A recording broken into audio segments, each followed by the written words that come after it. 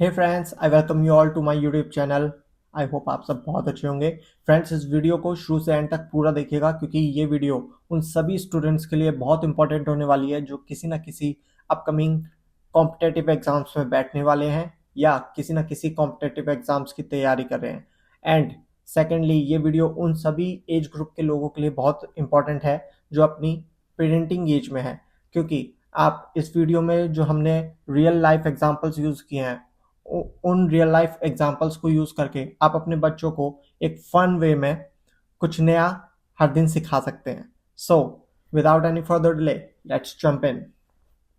So friends, this is miscellaneous lecture 2, LCM least common multiple. चलिए पहले इस statement को पढ़ लेते हैं। एलसीएम यानी लीस्ट कॉमन मल्टीपल का मतलब है वेर स्मॉलेस्ट नंबर जो हमारे दिए गए नंबर से परफेक्टली डिवाइड हो जाए। परफेक्टली डिवाइड होना चाहिए वो वाला नंबर, और वो स्मॉल भी होना चाहिए क्योंकि लीस्ट एंड वो लीस्ट होना चाहिए, कॉमन होना चाहिए एंड मल्टीपल होना चाहिए। So let's say we have 4 and 6 as our two numbers जिनका हमें एलसीएम निकालना है। सो हमें पता है हम लिस्टिंग मेथड से और मल्टीप्लिकेशन मेथड से इसके जो 4 के मल्टीपल्स हैं वो लिख रहे हैं अभी यहाँ पे।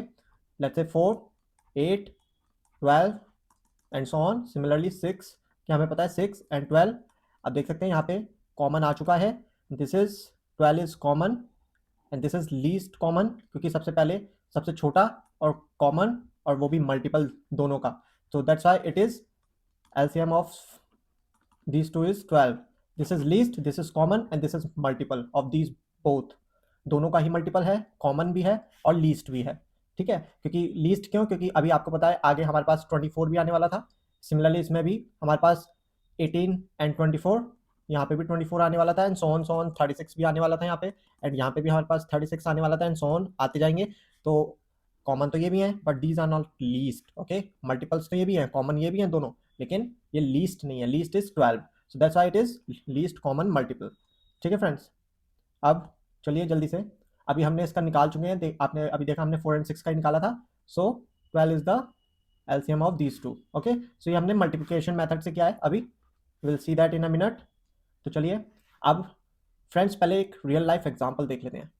ठीक है, देखिए ये पहले आप खुद ट्राई कीजिएगा फिर उसके बाद मैं सॉल्व करूंगा। देखिए क्वेश्चन है कि Riya plays basketball every 4th day. ठीक है, हर एक 4th डे पे रिया बास्केटबॉल खेलने आती है, 4th डे पे। और Priya plays basketball every 6th day, और रिया खेलने आती है हर एक 6th डे पे।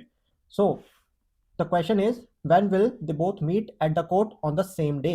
तो कब वो सेम डे पे कोर्ट में मिलेंगी, तो ये आपको निकालना है दोनों सेम डे कब मिलेंगे कोर्ट पे। सो आप अपना टाइम लीजिए और इसको सॉल्व कीजिए। तो फ्रेंड्स चलिए अब हम यहाँ पे सॉल्व करते हैं। तो देखिए हमें इसमें कुछ नहीं करना होता। अभी हमसे जब इन्होंने पूछा है कि when will they both meet, तो हमारा सिंपली मतलब यही होता है कि when will they both meet for the first time, और फर्स्ट टाइम का मतलब होता है लीस्ट कॉमन। तो इसलिए हमें इसमें कुछ नहीं करना, बस हमें इसमें एलसीएम निकाल देना था। और हमें पता है इसका लीस्ट कॉमन मल्टीपल अभी हमने पीछे देखा, दैट इज 12। तो 12th डे पे ये दोनों कोर्ट पे मिलेंगी for the first time, for the first time. ठीक है, अब लेट्स से क्वेश्चन फ्रेंड्स ये भी हो सकता था। अब देखिए डायरेक्ट क्वेश्चन ऐसे नहीं आएगा, क्वेश्चन आएगा ऐसे कि क्वेश्चन है Riya plays basketball every 4th day and Priya plays basketball every 6th day. So अब क्वेश्चन आएगा when will they both meet at the court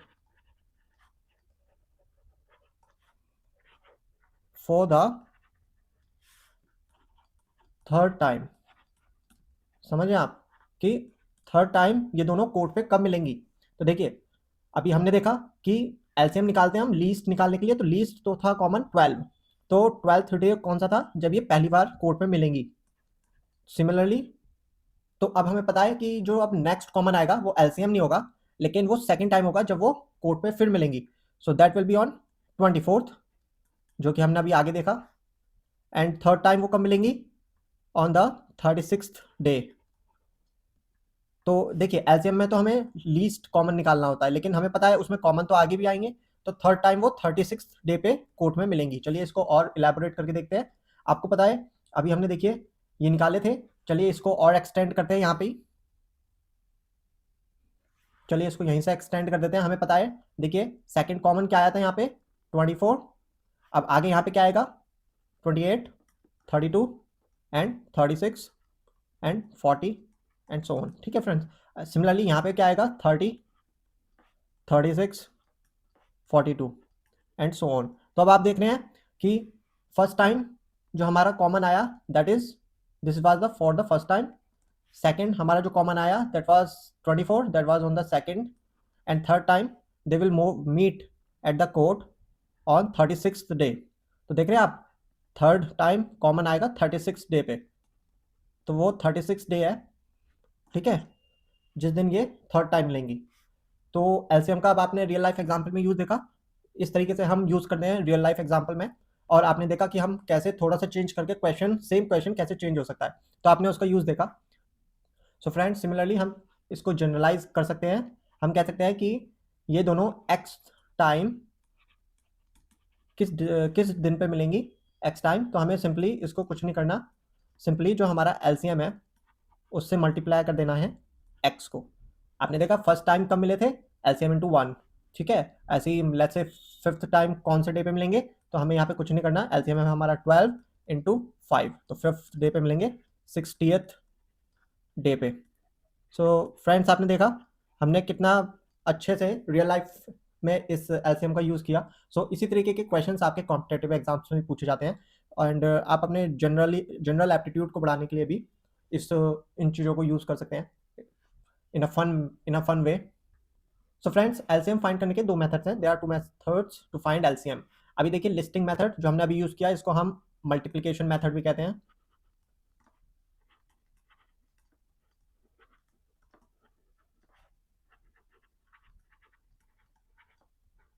और ये जो हमारा दूसरा मेथड है फ्रेंड्स, डिवीजन मेथड, इसको हम प्राइम फैक्टराइजेशन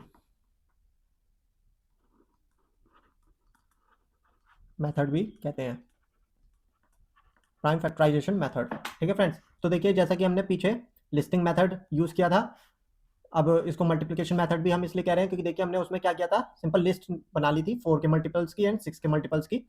एंड फिर हमने कॉमन निकाल के एलसीएम निकाल लिया था। So we very well know this method. चलिए अब सेकंड मेथड कौन सा है फ्रेंड्स, उसको देख लेते हैं। सो हमारा जो डिवीजन मेथड है, लेट्स से हम एक एग्जांपल लेते हैं इसको समझने के लिए। एग्जांपल लेते हैं, लेट्स से हमारे पास है 4 then 9 and then 12। Let's say हमारे पास ये 3 नंबर है and our question is to find LCM is what. तो कुछ नहीं करना है फ्रेंड्स, आपको डिवीजन मेथड में जस्ट नॉर्मली आपको इनको डिवाइड करना है प्राइम फैक्टर से। Always remember that prime factor से डिवाइड करना है आपको 4, 9, 12। और हमेशा छोटे से छोटे प्राइम फैक्टर से स्टार्ट करना है, 1 से करने का कोई मतलब नहीं है।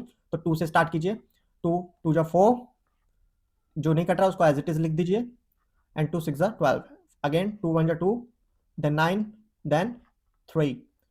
अब यहाँ पे 3, इसको एज इट इज लिख दीजिए, 3 3 जा 9 एंड 3 1 जा 3। अब यहाँ पे फिर से 3, then this is 1, this is 1, this is 1। अब आपको कुछ नहीं करना फ्रेंड्स, ये जो हमारे प्राइम फैक्टर्स आए हैं इनसे इन सबको आपको मल्टीप्लाई कर देना है। So our answer is simply LCM is equals to 2 की पावर 2 इंटू 3 की पावर 2।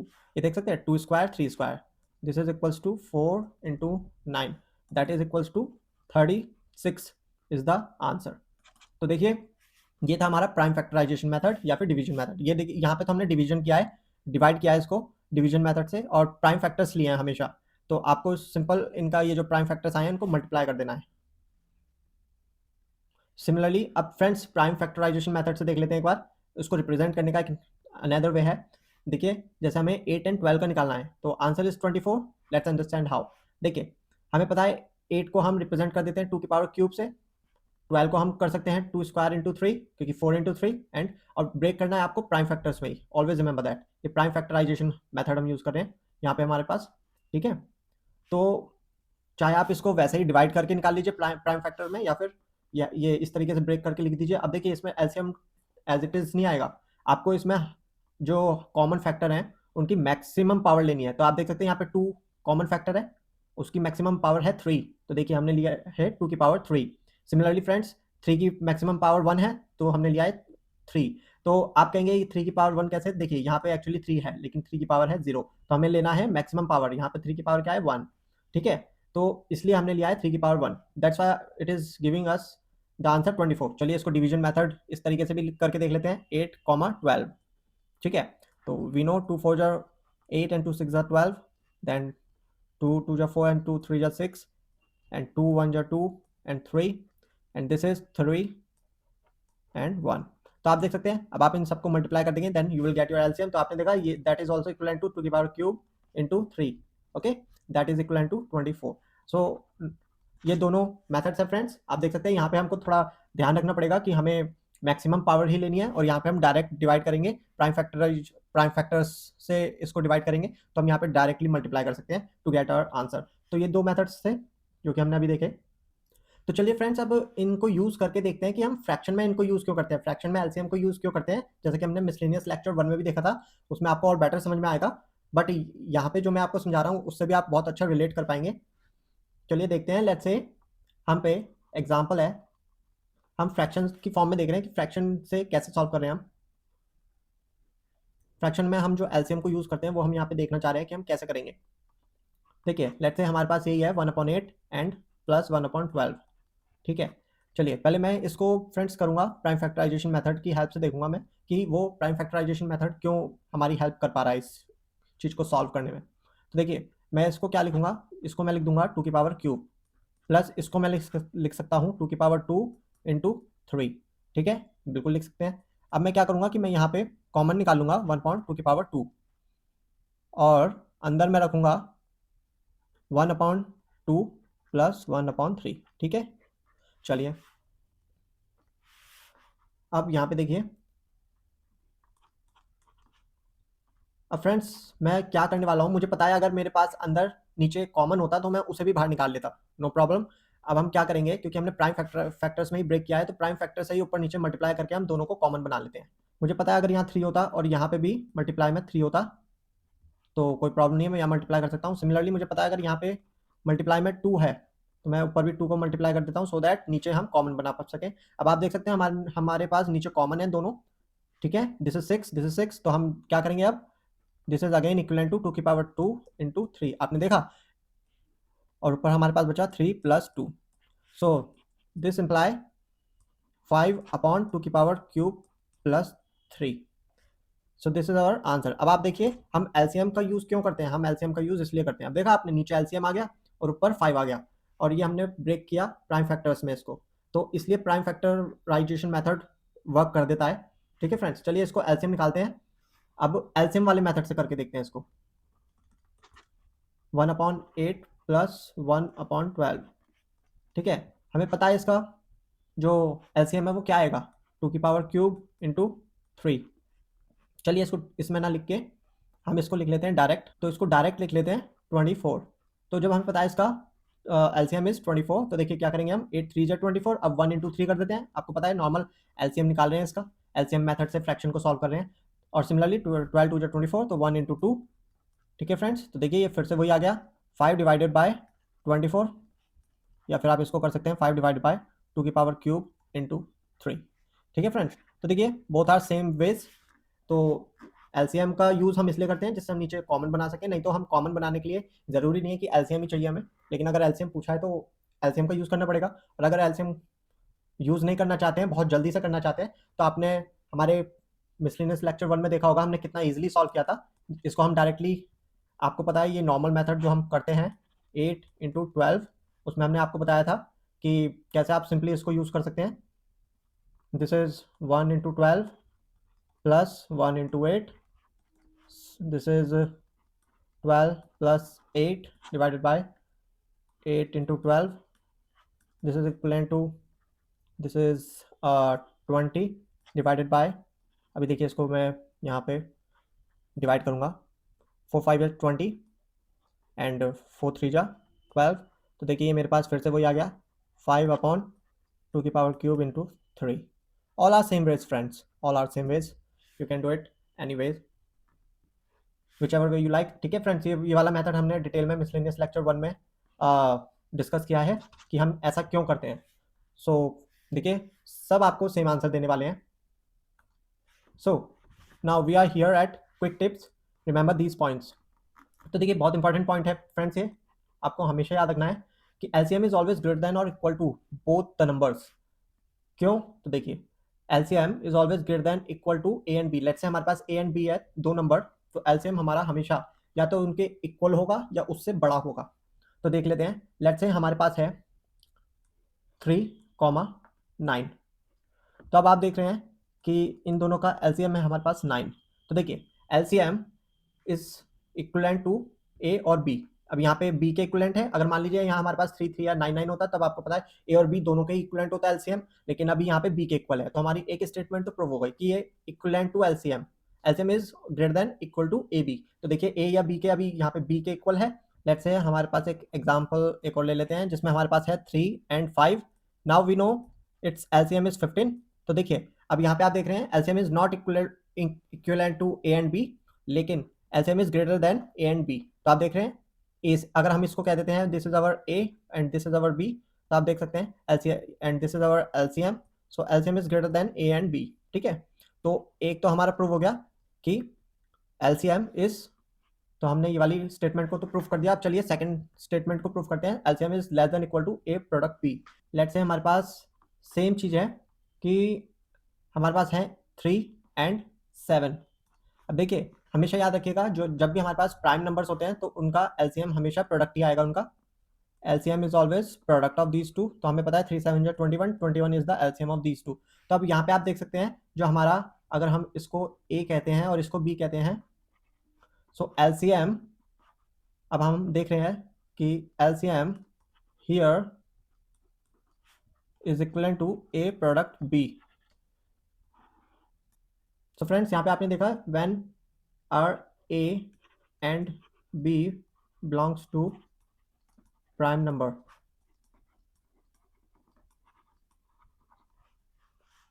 अगर हमारा a and b prime numbers में से बिलोंग करता है दोनों, ओनली इन दैट केस हमको एलसीएम जो है उनका प्रोडक्ट मिलेगा।